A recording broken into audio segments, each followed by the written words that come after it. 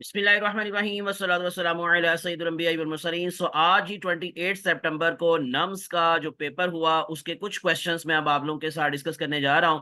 तो इसलिए आप लोग तिलक में से अटैच रहिएगा और इंशाल्लाह जब फुल पेपर मेरे पास आ जाएगा तो मैं इंशाल्लाह उसको दोबारा से डिस्कस करूंगा। अभी जो कुछ क्वेश्चंस रिसीव हुए हैं तो उनके आंसर्स मैं आपको बताता जाता हूं और उसके बाद कुछ डिस्कशन भी मैं आप लोगों के साथ कर लेता हूं ताकि आप लोगों को आपके आंसर्स मिल जाए और इंशाल्लाह की भी अपलोड हो जाएगी तो उसके बाद ये मजीद क्लियर हो जाएगा।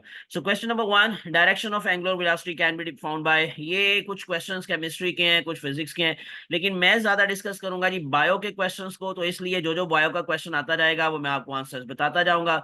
जैसे कि क्वेश्चन नंबर नेक्स्ट था जी, Arthropoda are 54% of all animals due to which feature. You know कि आर्थ्रोपोडा का लिटरल मीनिंग ही क्या है? जॉइंटेड जो मतलब लिम्स है यानी कि जॉइंटेड फीट। तो उसकी वजह से ये इनकी ऐसी प्रॉपर्टी है कि ये तकरीबन काफी ज्यादा इन्वायरमेंट को जो है वो सिंपली अडॉप्ट कर सकते हैं। So they can live on land, they can live in water as well as they can fly. So that's why जो इनकी अपेंडेजेस के अंदर जो जॉइंट्स होते हैं वो इनको हेल्प करते हैं। तो यही इनका एक ऐसा फीचर है जो कि इनको बाकी एनिमल्स से ज्यादा जरा डिफरेंट भी बनाता है और प्रेफरेंस भी देता है इन डिफरेंट इन्वायरमेंट। तो दैट्स वाई इसका आंसर जो था वो बीटा ऑप्शन था, जॉइंटेड अपेंडेजेस। क्योंकि सेगमेंटेड बॉडी, एक्सोस्केलेटन, बाइलेटरल, ये बाकी बहुत सारे एनिमल्स में होता है। तो इस वजह से अगर इनकी अगर डिफरेंट बात की जाए तो वो बीटा ऑप्शन है, जॉइंटेड अपेंडेजेस। नेक्स्ट में था in human body ceruloplasmin acting acts as a carrier for. तो ये जो कॉपर का कैरियर होता है इसकी मैं एक्सप्लेनेशन आपको देता हूँ। तो आंसर था इसका beta option, that was copper. तो लेकिन इसका मैं आपको थोड़ा सा एक्सप्लेन कर देता हूँ कि इसके अंदर आप लोगों को जो सेरिलो प्लाज्मिन है is the major copper carrying protein है in the blood and also plays a role in the iron metabolism by oxidizing the iron to यानी कि फेरस आयन को जो हम कहते हैं फेरिक आयन में चेंज करना।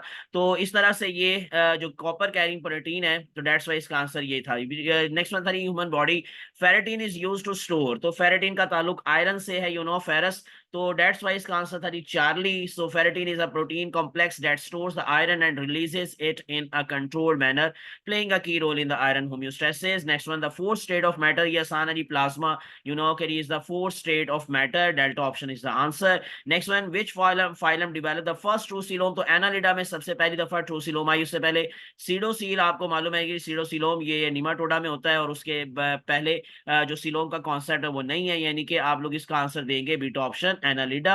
नेक्स्ट वन आपको लोगों को क्वेश्चन मिलेगा जी। हम लोग चलते हैं अगले क्वेश्चन की तरफ। Which of the following has the least ionization energy. इसका आंसर मैं आप लोगों को बता देता हूँ, alpha, that is the magnesium.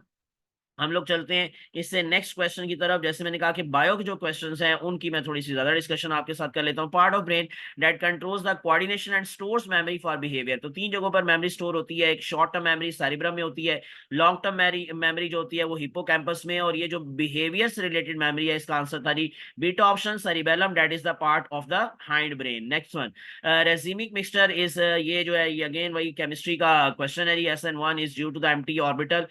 तो ऑप्शंस जो भी थी हमारे पास मैं आपको दिखा देता हूं। तो इसके अंदर S and SP, SP3 and SP2। तो करेक्ट आंसर था बीटा ऑप्शन, दैट वाज यानी कि जो हमारे पास इसमें P है। नेक्स्ट वन आर्थ्रोपोडा, ये वही क्वेश्चन है, रिपीटेड है तो इसलिए इसको मैं स्किप कर रहा हूं। आगे चलते हैं। नेक्स्ट वन हमारे पास क्वेश्चन था bursting of iron is an example of which process. तो इसका आंसर था ए डायाबैटिक, यानी कि alpha option is the answer. Next one direction of the angular velocity, ये भी वही है तो जो इससे पहले भी हम लोग पहला क्वेश्चन भी यही था। नेक्स्ट वन चलते हैं, the process in which unwanted structures are engulfed by the cell is called. तो अनवांटेड स्ट्रक्चर को जब सेल खुद ही खाता है इसको ऑटोफेगी कहते हैं, यानी कि सेल्फ ईटिंग प्रोसेस जिसको हम लोग बोलते हैं सेल का। तो इसका आंसर था alpha autophagy. What is the size of the प्रोकैलिन फिल्टर इन। तो ये भी डेफिनेटली बायो का क्वेश्चन नहीं है, लेकिन करेक्ट आंसर था 10 to 100 नैनोमीटर। उसके बाद फिर रेजिस्टिविटी ऑफ द कॉपर, तो इसका आंसर था 1.34 इंटू 10⁻⁻8। इसी तरह से next one the process in which unwanted structure, अभी मैंने बात की अल्फा ऑटोफेगी। ये बर्स्टिंग ऑफ आयरन वाला भी क्वेश्चन डिस्कस हो गया। Next one part of brain, ये भी हो चुका है, ये भी रिपीटेड क्वेश्चन है। उसके बाद फिर वेलोसिटी डबल, ये केमिस्ट्री से रिलेटेड है, लेकिन करेक्ट आंसर इसका था क्वाड्रुपल्स। उसके बाद फिर next one, direction of angular velocity, यही रिपीटेड क्वेश्चन है, फिर रिपीटेड क्वेश्चन है।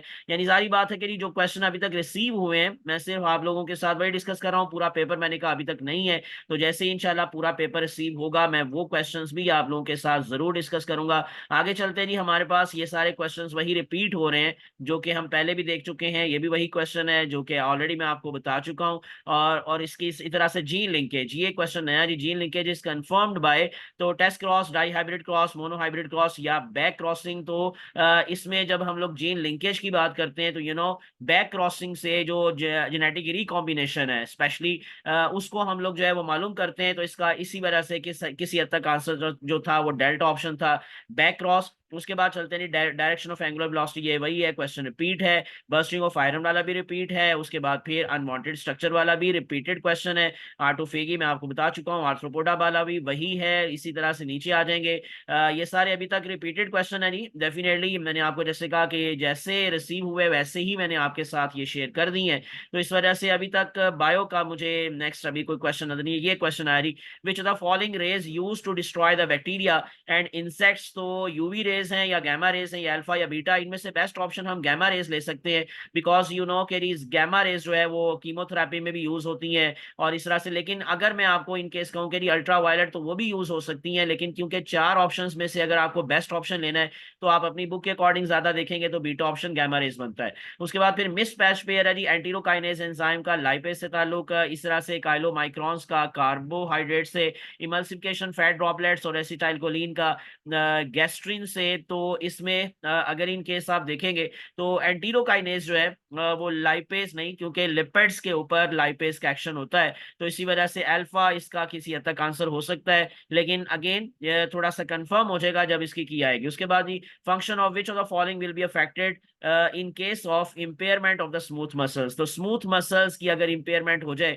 तो इनमें से कौन सी चीज अफेक्ट होगी? हार्ट का ताल्लुक कार्डियक मसल से है, लंग्स का, स्टमक का और टंग का। तो अगर इन केस इम्पेयरमेंट की अगर आप बात करेंगे तो किसी हद तक हम इसमें जो स्टमक है उसको आंसर ले सकते हैं, बिकॉज स्टमक की जो वॉल्स होती हैं उसकी जो मिडल लेयर होती है स्पेशली, उसमें स्मूथ मसल्स होते हैं, लॉन्गिट्यूडनल एंड सर्कुलर मसल्स। तो इसलिए चार्ली ऑप्शन इसका किसी हद तक आंसर बनता है। Which ions are involve in the synaptic transmission? Sodium, potassium, ये दोनों आपको मालूम है कि कैल्शियम का ऐसा तो रोल नहीं है, लेकिन फिर भी इसको भी अगेन जब की आएगी तो कंफर्म हो जाएगा। अभी तक सोडियम और पोटाशियम का, क्योंकि आप लोगों ने नर्व इंपल्स के अंदर रोल पढ़ा होता है, इसलिए ये किसी हद तक इसका आंसर हो सकता है। और उसके बाद फिर इस तरह से जो कैल्शियम है उसका मसल्स की जो मेम्ब्रेन होती है उसके साथ रोल होता है। और इसी तरह से ये कुछ मजीद क्वेश्चन से रही, अब women cut her hand, which of these causes inflammation, जो है हिस्टामीन, इंटरो या इंट्रुलू काइन, और इसी तरह से इंटरल्यूकिन, इंटरल्यूकिन 1, इंटरल्यूकिन 2। तो आप लोग इसमें इन्फ्लामेशन का जो बायस बनता है वो ज्यादा हिस्टामीन जो है वो बनता है। और फीमेल जो है लाइन इज कॉल्ड डैश, ये इंग्लिश का क्वेश्चन था। तो हम इसमें इसका आंसर जो भी है, जारी बात है इन चार ऑप्शन में से ए लेंगे या दी ए लेंगे या दी लेंगे या दी ए लेंगे। तो the female lion is called a lioness. तो इसका आंसर ये हो सकता है, यानी कि डेल्टा ऑप्शन किसी हद तक इसका, या बीटा और डेल्टा देखें दोनों सेम लिखे हुए हैं। तो एनीवेज ये क्वेश्चन जो है वो ऐसा अभी क्लियर नहीं है। उसके बाद फिर same substances present in the blood and lymph, carbon dioxide and large proteins. तो इनके अंदर जी आप लोगों को सेम सब्सटेंसेस जो है वो कौन से वाले मिलेंगे? अगर आप, मैं दोबारा से क्वेश्चन देख लेता हूँ जी, same substances present in blood and lymph, तो carbon dioxide and larger proteins जो है वो दोनों के अंदर आप लोगों को मिल सकती हैं। ब्लड प्लाज्मा में भी प्रोटीन्स होती हैं और लिम्फ के अंदर भी हो सकती हैं, लेकिन कार्बन डाइऑक्साइड जो है क्योंकि कि ब्लड टिश्यू में होती है और उसके बाद फिर वो ब्लड में शामिल होकर बाहर चली जाती है, लेकिन लिम्फ के अंदर वो शामिल एज सच नहीं होती। उसके बाद फिर आरबीसी यानी कि red blood cells, amino acids and electrolytes, क्या ये इसका आंसर हो सकता है? आरबीसी, कार्बन डाइऑक्साइड, वाटर, या ग्लूकोज, कार्बन डाइऑक्साइड और वाटर। तो इसमें आप लोगों को दोनों के अंदर अगर इनकी बात की जाए तो आरबीसी को हम इसमें बिल्कुल भी शामिल नहीं करेंगे, तो बीटा और चार्ली तो बिल्कुल आंसर नहीं हो सकते। ये जो ग्लूकोज, कार्बन डाइऑक्साइड, वाटर लिखा हुआ है ये किसी हद तक हो सकता था, लेकिन इसका आंसर ज्यादा फिर यही अल्फा ऑप्शन ही बन सकता है, carbon dioxide and larger proteins. तो ये किसी हद तक इसका आंसर हो सकता है। इसी तरह से oxytocin and ADH, these are the polypeptides of amino acids polypeptides, और ये कितने पॉलीपेप्टाइड्स के हैं, ये 9872। और bacteria which grow in the oxygen and in absence of the oxygen environment is known as.